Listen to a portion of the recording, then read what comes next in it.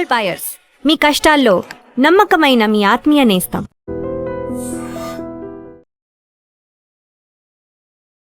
నమస్తే, నేను Kavitha. Welcome to I Dream News and నిజాలు.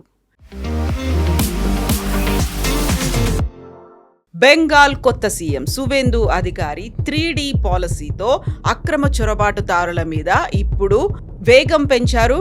Detect, delete, deport. ఎవరైతే బంగ్లాదేశ్ నుంచి ఇల్లీగల్గా భారతదేశంలోకి వచ్చారో వారందరినీ తరిమేసే ప్రక్రియ ఇప్పుడు వేగం పుంజుకుంది. అయితే అందుకోసం బీఎస్ఎఫ్ను, సిఆర్పిఎఫ్ను ఉపయోగిస్తున్నారు. ఇదే సిఆర్పిఎఫ్, బీఎస్ఎఫ్ గతంలో ఈ పని ఎందుకు చేయలేదు? ఈ పని చేయాల్సింది కేంద్ర ప్రభుత్వం కదా. ఎందుకని అప్పుడు నిష్క్రియ పర్వతం అనేది చూపించింది. మనతో పాటుగా ఉన్నారు సీనియర్ జర్నలిస్ట్ సురేష్ కొచ్చతిల్ గారు. సార్ నమస్తే. సో ఇప్పుడంతే ఇంత వేగంగా కిలోమీటర్ల కొద్దీ అక్కడ ట్రాఫిక్ జామ్ అనేది కనిపిస్తుంది. వెహికల్లలో లేకుంటే నడిచి వెళ్ళిపోతున్నటువంటి చొరబాటుదారులు అనేది కనిపిస్తోంది.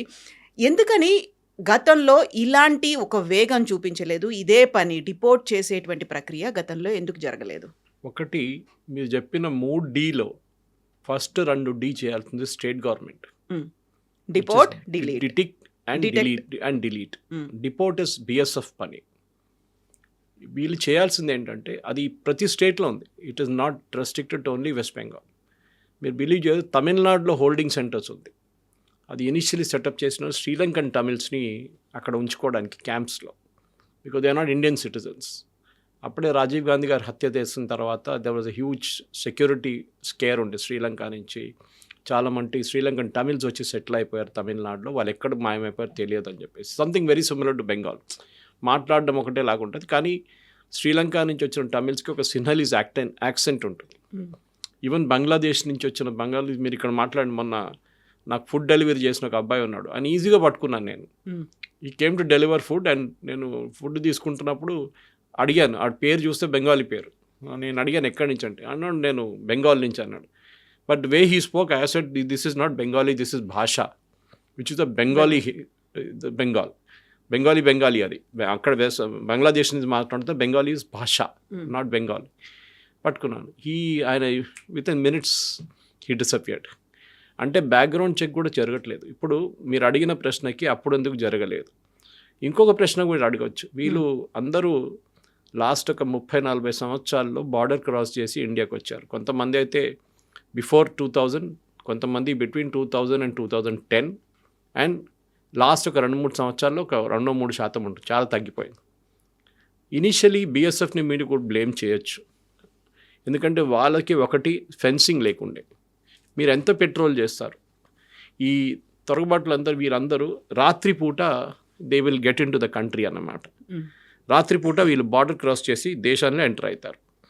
ఇది డిటెక్ట్ ఎట్లా చేస్తారు? మీ దగ్గర ఫెన్సింగ్ ఉంటేనే మీరు చేయొచ్చు. ఫిజికల్ ఫెన్సింగ్ లేదు.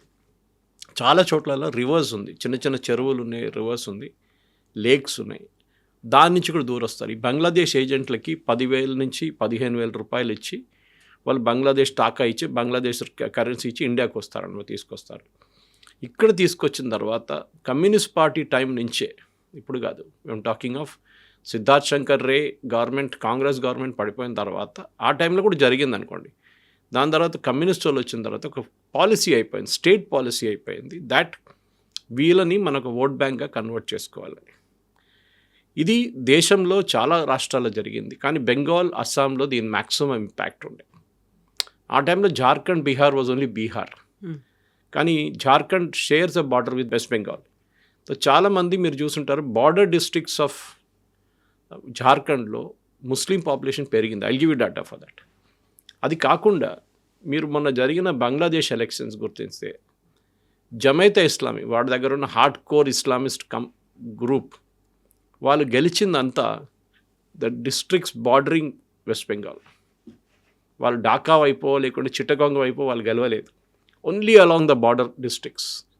అంటే ఒక కామన్ అఫినిటీ ఉందన్నమాట. దీనికి కూడా ఒక బ్యాక్ స్టోరీ ఉంది. యాక్చువల్లీ ఈ బంగ్లాదేశ్కి డబ్బులు పంపించింది మన శారదా చిట్ ఫండ్ స్కామ్ నుంచి మొదలవుతుంది. అప్పుడు అక్కడ ఉన్న బంగ్లాదేశ్ ఫారెన్ మినిస్టర్ భారతదేశానికి ఒక లెటర్ రాశారు షేక్ హసీనా టైంలో, సేయింగ్ దట్ ఈ శారదా చిట్ ఫండ్ స్కామ్ నుంచి టీఎంసీ అనే ఒక పార్టీ వాళ్ళు మీ దగ్గర ఇక్కడున్న జమైతే ఇస్లామీకి డబ్బులు పంపిస్తున్నారు, దానితోని వాళ్ళు ఇక్కడ పెద్ద ఒక ఏం చెప్తారు రైట్స్ క్రియేట్ చేస్తున్నారు, సిచ్యువేషన్ క్రియేట్ చేస్తున్నారు, యూ ప్లీజ్ టేక్ యాక్షన్ అని చెప్పి Bangladesh foreign minister Indian foreign మినిస్టర్కి రాశారు. ఆ టైంలో యాక్షన్ ఏం తీసుకోలేదు. It was very very clear. Mamata Banerjee వాళ్ళ పార్టీ ఆమెకు డైరెక్ట్గా తెలియకుండా నడవదు ఇదంతా. లాడ్ ఆఫ్ దమ్ మాషాద్, ఇది ముర్షిదాబాద్, మాల్డా, 24 పర్గనాస్, సిలిగుడి ఈ ఏరియాస్లోనే ఇదంతా జరుగుతుండే. మీకు ఒక ఎగ్జాంపుల్ ఇస్తాను కవిత గారు, ఎందుకంటే మనం నంబర్తోనే మాట్లాడాలి. ఇప్పుడు 2026 సెన్సస్ నడుస్తుంది, ఇంకా 27 రిజల్ట్ వచ్చాక 28 అయిపోతుంది. 1951 మన రిపబ్లిక్ అయిన తర్వాత ఫస్ట్ సెన్సస్ జరిగింది. అప్పుడు హిందువుల పాపులేషన్ భారతదేశంలో 84.10, 84% హిందువుల పాపులేషన్. ముస్లిం పాపులేషన్ ఆ టైంలో 9.8. ఇప్పుడు మనం 2011కి వస్తాం. అంటే హిందువులు 84% ఉన్న హిందువులు 1951లో తగ్గి 79.8కి వచ్చారు. యూజువలీ మన ఫర్టిలిటీ రేట్ చూస్తే 2 పిల్లలు ఉంటే కూడా పాపులేషన్ ఇంక్రీజ్ కావాలి. 3 to 4% తగ్గింది హిందూ పాపులేషన్. దానికి చాలా కారణాలు ఉండొచ్చు. చాలామంది 1 child పాలసీ ఫాలో చేస్తారు, న్యూక్లియర్ ఫ్యామిలీస్, ఒకటో అబ్బాయి ఒకటో అమ్మాయి చాలని చెప్పి పాలసీ ఉంది. కానీ ముస్లిమ్స్ దగ్గర ఫర్టిలిటీ చూస్తే వాళ్ళది ఎప్పుడు 3 నుంచి 4 నుంచి 5 నుంచి 6 దాకా వెళ్తుంది. 6 పిల్లల దాకా మినిమం ఉంటుంది వాళ్ళ దగ్గర. సో ముస్లిం పాపులేషన్ 1951లో 9.8% ఉండే, క్లోజ్ టు 10% అని చెప్పచ్చు, 9.8. అది 2011కి సెన్సస్ జరిగినప్పుడు లాస్ట్ సెన్సస్ 14.2% పెరిగింది. అంటే హిందూ పాపులేషన్ 4% తగ్గింది, 4.3. ముస్లిం పాపులేషన్ 4.4% పెరిగింది. Course Christians, Sikhs, Buddhist, Jains అందరు పాపులేషన్ తగ్గింది along with Hindus. But Muslim population ఒకటే పెరిగింది. దీనికి 2 కారణాలు ఉండొచ్చు. ఒకటి ఫర్టిలిటీ లెవెల్, నేను చెప్పాను చూడండి, పిల్లలు ఎక్కువ అనుకుంటే దానికోసం పాపులేషన్ పెరుగుతుంది వాళ్ళది. రెండవది ఇన్ఫిల్ట్రేషన్, అంటే బంగ్లాదేశ్ నుంచి పారిపోయి చొరబాటులో మన దేశానికి వచ్చారు. దాని తర్వాత బంగ్లాదేశ్ నుంచి వాళ్ళు చాలా మటుకు, మొన్న ఒక ఇంటర్వ్యూలో ఐ థింక్ ఇండియా టీవీ అనుకుంటా, వాళ్ళు ఇంటర్వ్యూ చేస్తున్నారు బెంగాల్ బార్డర్ నుంచి, ముర్షిద్ క్యాంప్ దగ్గర నుంచి. వీళ్ళందరూ వెయిట్ చేస్తున్నారు క్రాస్ చేయడానికి. కొందరు మాట్లాడితే that fellow was in Kerala, working in Kerala అంట, ఒక రెస్టారెంట్లో. అక్కడ కేరళలో బెంగాలీ నిండిపోయారు. పూజా టైంలో అక్కడ రెస్టారెంట్లు క్లోజ్ చేస్తారు, హోటల్స్ క్లోజ్ చేస్తారు, ఎందుకంటే పనిచేయడానికి ఎవరు వాళ్ళందరూ బెంగాల్కి వెళ్ళిపోతారు ఆ టైం. అక్కడి నుంచి అంటే ఎక్కడ దాకా వీళ్ళు చేరుకున్నప్పుడు హైదరాబాద్లో కూడా డెఫినెట్గా దే విల్ బి మినిమం, నా అంచనా ప్రకారం ఒక 10 నుంచి 30,000 మంది బంగ్లాదేశీయులు హైదరాబాద్లో ఉంటారు. కానీ ఇక్కడ ఇల్లీగల్గా ఇక్కడున్న గవర్నమెంట్ యాక్షన్ తీసుకోరు. ఎందుకంటే వాళ్ళు ఫస్ట్ ఏం చేస్తారు, రాగానే ఒక ఆధార్ కార్డ్ సంపాదించుకుంటారు డబ్బులు ఇచ్చి, దాని తర్వాత ఓటర్ ఐడి కార్డు తెచ్చుకుంటారు, దాని తర్వాత ఏం చెప్తారు మిగతా డాక్యుమెంట్ రేషన్ కార్డు కూడా తెప్పించుకుంటారు. ఇదంతా ఇంటర్లింక్డ్. ఇది దానికోసం మీరు చూస్తున్నారు తెలంగాణలో మన పాపులేషన్ కన్నా ఎక్కువ వైట్ రేషన్ కార్డులు ఉన్నాయి మన దగ్గర. అది one of the main indicators is that there is lot of fraud in the system అనమాట. ఎనీవే, సో ఈ పాపులేషన్ మీకు ఒక ఎగ్జాంపుల్ ఇచ్చాను, ఇది జరిగిందని. వెస్ట్ బెంగాల్లో ఇప్పుడు కాదు, నేను చెప్పిన మాటకు కమ్యూనిస్ట్ హయాం నుంచి జరిగింది. మమతా బెనర్జీ టైంలో దాన్ని ఎంకరేజ్ చేశారు. అక్కడ బర్త్ సర్టిఫికేట్లో పెద్ద ఒక ఫ్యాక్టరీ ఉంది. అబ్బాయి అమ్మాయి ఇక్కడ పుట్టారు, వాళ్ళ ఫాదర్ మదర్ బంగ్లాదేశ్ నుంచి వచ్చినా కానీ వాళ్ళు బర్త్ ఇక్కడ చూపిస్తారు, వాళ్ళు అడ్రస్తో సహా ఏదో ఒక అడ్రస్ పెట్టి చూపిస్తారు వీళ్ళు. మీకు ఇది క్లియర్గా చెప్పాలంటే చాలా మటుకు బంగ్లాదేశ్ నుంచి వచ్చిన వాళ్ళకి ఎంకరేజ్మెంట్ వీలే ఇచ్చారు. మన అస్సాం గురించి మాట్లాడాం కవిత గారు. Assam has face the majority front. Actually it is not Bengal. Initially Assam face చేశారు, ఎస్పెషలీ 71 వార్ టైంలో. అది కాకుండా దానికన్నా ముందు 65లో 61లో కూడా బంగ్లాదేశ్ నుంచి చాలా మటుకు ఆ టైంలో ఈస్ట్ పాకిస్తాన్ ఉండే.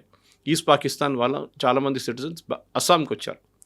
అప్పుడే అస్సాంలో పెద్ద ఒక గొడవ జరిగింది, మీకు గుర్తుంటుంది. All Assam students union form అయింది, పెద్ద అజిటేషన్ జరిగింది. ప్రఫుల్ల కుమార్ మహంతా చాలామంది చనిపోయారు పోలీస్ ఫైరింగ్లో, దీంట్లో. ఎందుకంటే వాళ్ళు ఏమన్నారంటే అస్సామీసు ఈ బంగ్లాదేశ్ నుంచి వచ్చిన వాళ్ళు, and they didn't define between Hindus and Muslims, అది ఒక చాలా క్లారిటీ ఉంది దానికి.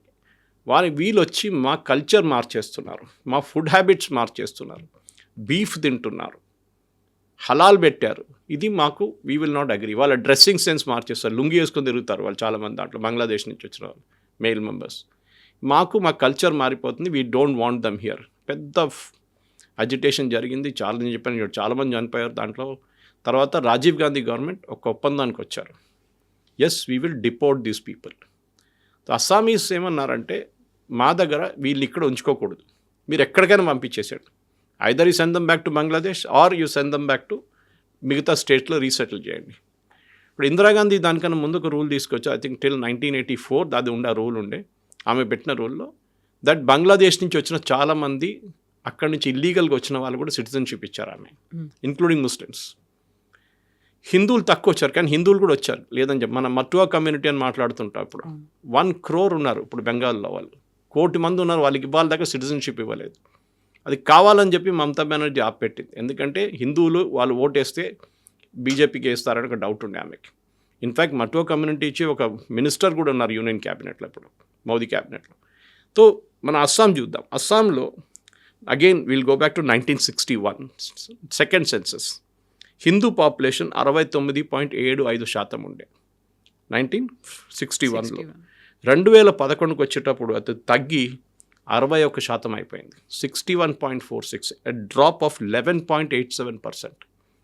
11.87% మైనస్ అయిపోయింది పాపులేషన్. అదే టైంలో ముస్లిం పాపులేషన్ 61లో 24.70. ఇదంతా ఈ నార్దర్న్ అస్సాం డిస్ట్రిక్ట్స్లో ఉంటుంది. మన ఏఐయుడిఎఫ్ బద్రుద్దీన్ అజ్మల్ వాళ్ళ పార్టీ అదే ఏరియాలో స్ట్రాంగ్గా ఉంటారు. ఈవెన్ ఎంఐఎం పోటీ చేశారు ఈసారి అలయన్స్లో అక్కడి నుంచి. తో ముస్లిం పాపులేషన్ 1961లో అస్సాంలో 24.7% ఉన్నది. 2011కి వచ్చేదాకా 34.22, అంటే 24% నుంచి 34% పెరిగింది. అంటే ఇట్ ఇంక్రీస్డ్. మీరు చూడాలి యాక్చువల్ పాపులేషన్ ఇంక్రీస్ విత్ 38.44. ఇప్పుడు జరిగిన దాంట్లో గ్రోత్ 10% గ్రోత్ ఉంది వీళ్ళది. ఎట్లా జరుగుతుంది? ఎంత పాపులేషన్ ఇంక్రీజ్ ఎట్లా అయింది? ఇది మనం అడగాల్సింది అనమాట. సో ఇది చాలా అదే టైంలో క్రిస్టియన్ పాపులేషన్ తగ్గింది అస్సాంలో, ఎందుకంటే వీళ్ళందరూ నార్త్ ఈస్ట్కి వెళ్ళిపోయారు, మిగతా స్టేట్స్కి వెళ్ళిపోయారు. సో హిందూ పాపులేషన్ తగ్గడం 11% తగ్గడం, ముస్లిం పాపులేషన్ 11%, ఆల్మోస్ట్ 10.87 పెరగడం. How is it possible? Illegal migration. మీరు ఫర్టిలిటీ లెవెల్ తీసుకురాలేరు, తీసుకొస్తే కూడా మ్యాక్సిమం 4%, 3 to 4% పెరుగుతుంది పాపులేషన్ మీది. డికెడల్ పాపులేషన్ అంటారు, అంటే ఒక సెన్సస్ నుంచి నెక్స్ట్ సెన్సస్కి వెళ్ళేటప్పుడు యూజువల్లీ ఒక 3% పెరుగుతుంది పాపులేషన్. కానీ హిందూ పాపులేషన్ తగ్గిపోతుంది కంటిన్యూస్గా, బికాస్ మనం పాపులేషన్ కంట్రోల్ తీసుకొచ్చాం. ఇందిరాగాంధీ టైం నుంచి హమ్దో హమారే దో అని ఒక కాన్సెప్ట్ తీసుకొచ్చాం. దాని తర్వాత న్యూక్లియర్ ఫ్యామిలీ అయిపోయింది, ఇప్పుడు సింగిల్ చైల్డ్ పాలసీ అయిపోయింది.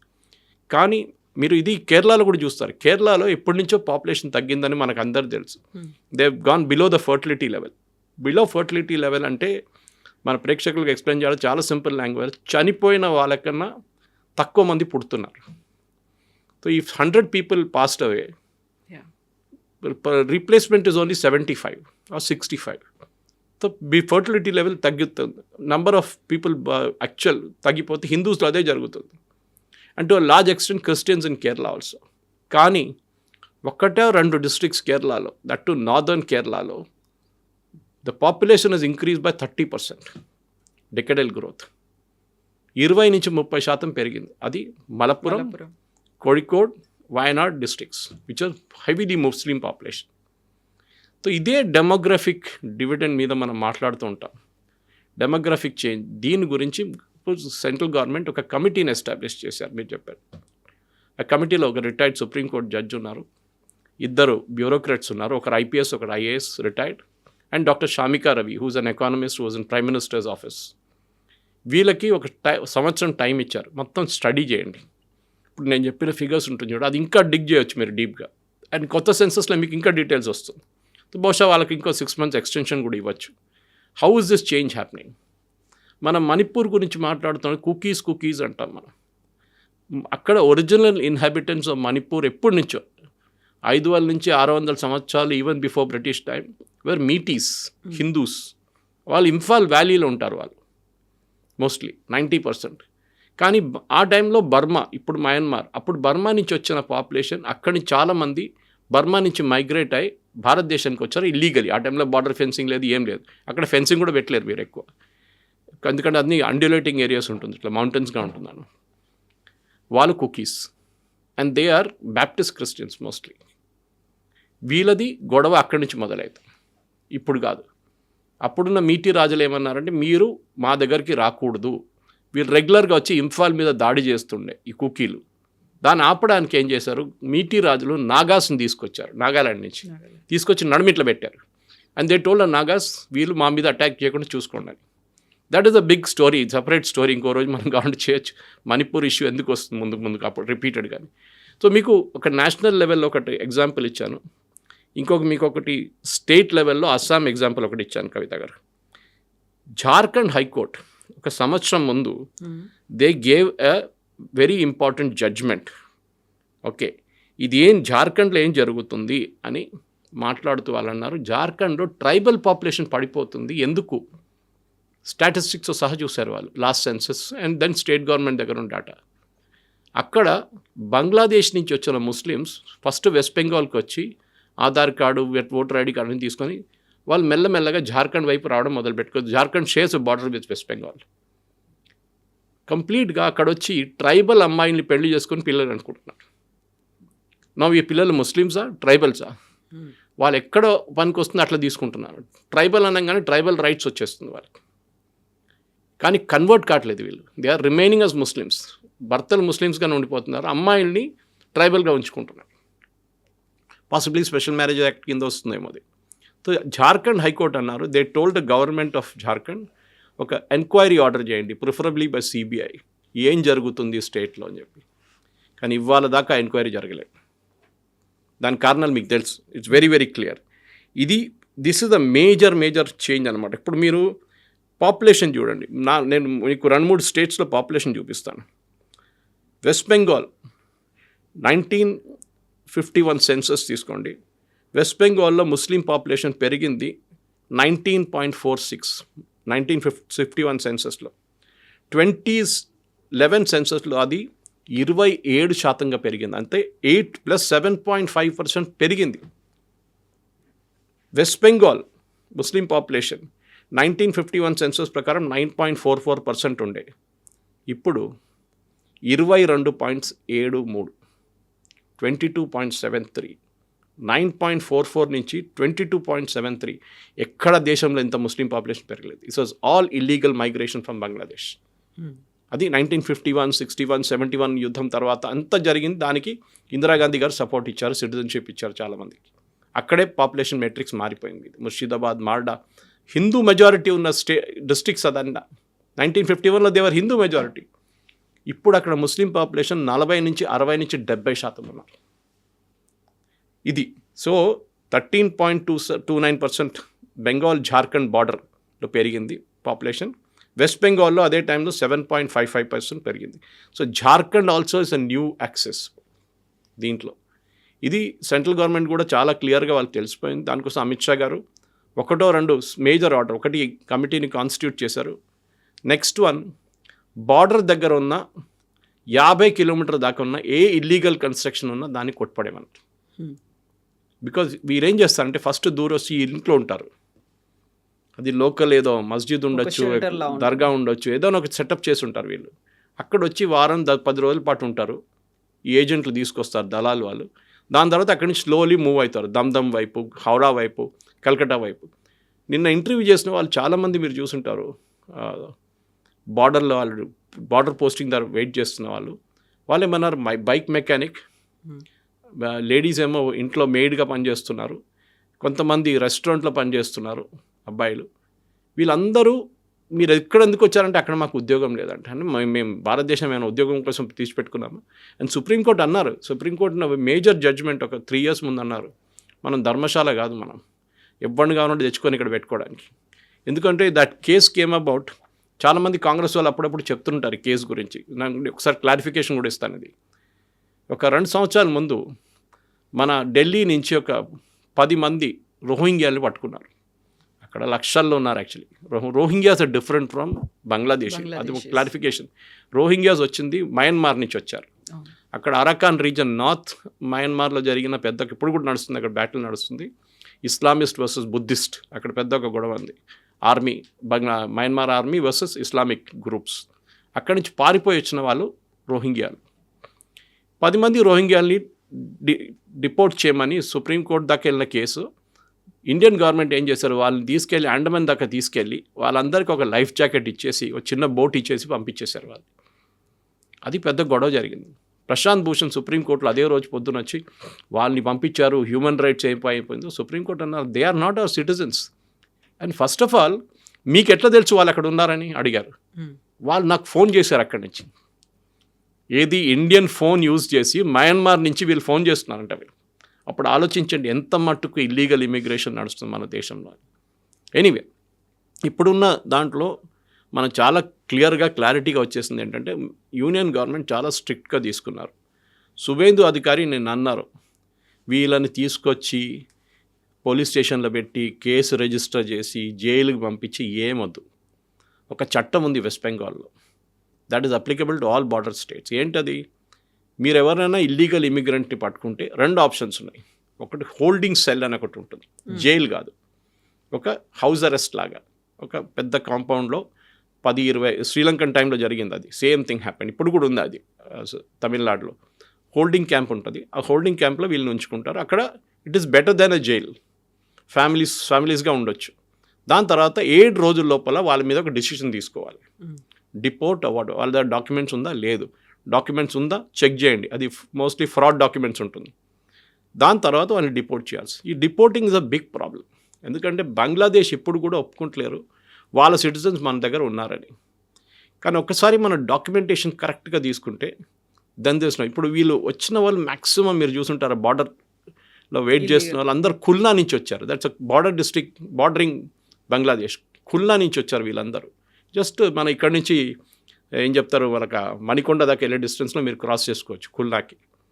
సో వాళ్ళు అట్లా క్రాస్ అప్పుడు బార్డర్ లేదు, ఏం లేదు, ఫెన్సింగ్ లేదు, ఏం లేదు. ఇప్పుడు ఫెన్సింగ్కి మనకు తెలిసిన 480 ఏకర్లు ఇచ్చేస్తారు, ఇంకొక 200 ఏకర్లు ఇవ్వాల్సి వస్తుంది. ఫెన్సింగ్ చేసేస్తున్నారు వాళ్ళు. కానీ ఇప్పుడు ఉన్న వాళ్ళని ఏం చేస్తారు? So detect is a first step. ఈ డిటెక్షన్ ఎట్లా వచ్చిందంటే ఎస్ఐఆర్ నుంచి వచ్చింది. దానికోసం మమతా బెనర్జీ, కాంగ్రెస్, సిపిఎం వీళ్ళందరూ ఎస్ఐఆర్ గురించి సుప్రీంకోర్టు దాకా ఎందుకు వెళ్ళారంటే వీళ్ళని ఇక్కడ ఉంచుకోవడానికి. These were their vote banks. ఒక్కసారి వాళ్ళు ఎస్ఐఆర్లో సక్సీడ్ అయ్యారనుకోండి, then they become Indian citizens. Because మన కాన్స్టిట్యూషన్ అది చెప్తుంది, only an Indian citizen can vote. కానీ నిన్న కూడా సుప్రీంకోర్టు వాళ్ళ ఫైనల్ జడ్జ్మెంట్లో స్పెషల్ ఇంటెన్సివ్ రివిజన్ కూడా చాలా క్లియర్గా చెప్పారు, ఇట్స్ ఎ కాన్స్టిట్యూషనల్ రిక్వైర్మెంట్. మన కాన్స్టిట్యూషన్లో రాసి పెట్టారు ఇది, that they should be a regular SIR. Actually 10 సంవత్సరాలకు ఒక ఎస్ఐఆర్ చేయాలి, కానీ మన దగ్గర చేయలేదు. దానికి చాలా కారణాలు ఉన్నాయి. ఇప్పుడు ఒకటేసారి చేసినప్పుడు ఏమైందంటే 1 కోటి మంది దాకా వెళ్ళిపోయారు లిస్ట్ నుంచి. అండ్ 1 కోటి మందే ఇప్పుడు ఎక్కడ ఉన్నారు. దాంట్లో ఫస్ట్ స్టెప్ ఏం చేశారు, సువేందు అధికారి మొన్న వీళ్ళకి అన్నపూర్ణ స్కీమ్ అని చెప్పి ఒక స్కీమ్ ఉంది వెస్ట్ బెంగాల్. లేదు, that is food. In Bengal it is other way around.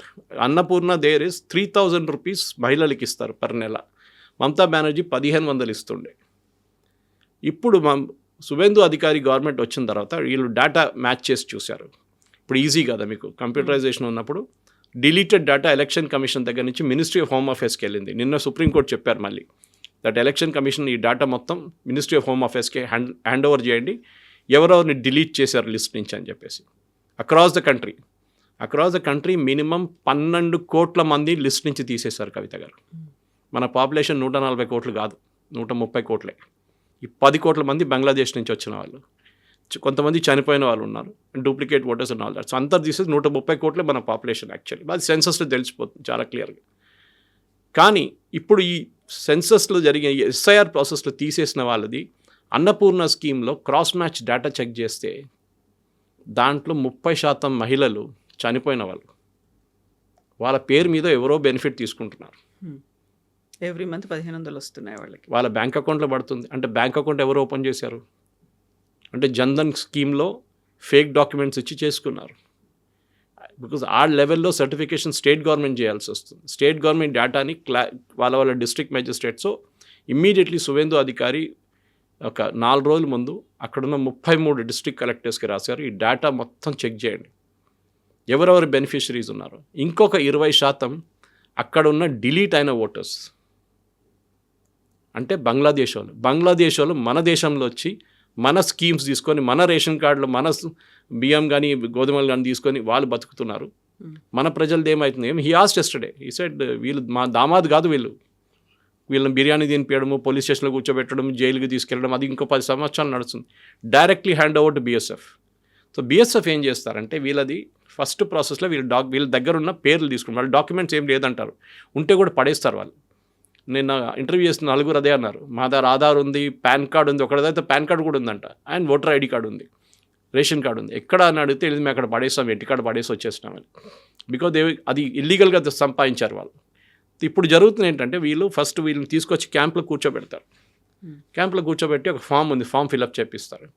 Basic detail, మీ పేరేంటి, మీరు ఎక్కడి నుంచి వచ్చారు, ఖుల్నా నుంచి వచ్చారా, మీరు ఢాకా నుంచి వచ్చారా, ఎక్కడి నుంచి, ఏ డిస్ట్రిక్ట్ నుంచి వచ్చారు. Most of them are illiterate, at least parents. కొంతమంది యంగ్స్టర్స్కి కొంచెం డీటెయిల్స్ ఇంకా తెలుసు, మేము ఈ విలేజ్ నుంచి వచ్చామని.